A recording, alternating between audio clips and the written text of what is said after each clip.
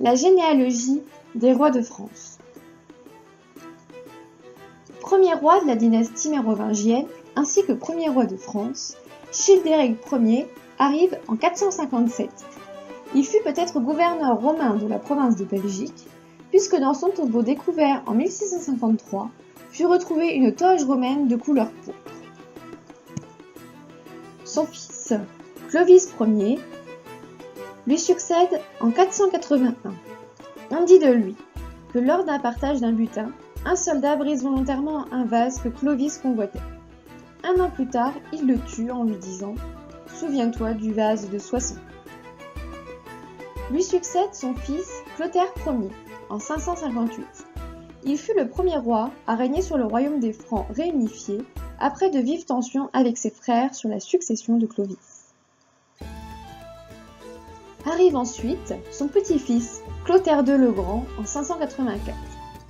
Il vainquit la reine Brunehaut, mettant fin à la longue période de guerre entre rois francs, dont les deux protagonistes furent les parents de Clotaire, Childéric Ier et Frédégonde. Lui succède son fils, Dagobert Ier, en 629.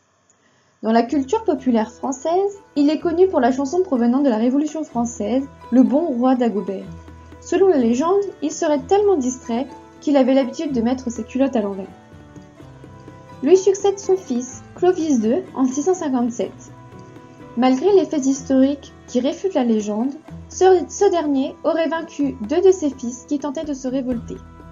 En guise de pénitence, Clovis II fit brûler les nerfs des jambes de ses fils pour éviter qu'ils se révoltent à nouveau. Lui succède son fils Childéric II en 673.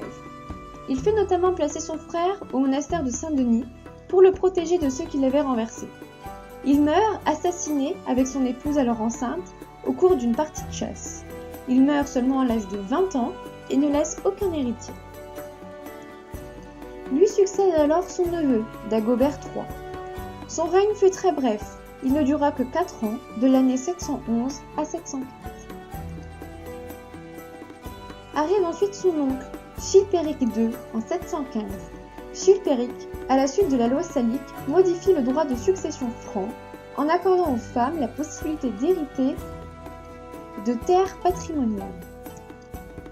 C'est ensuite le fils de Dagobert, Thierry IV, qui arrive en 721.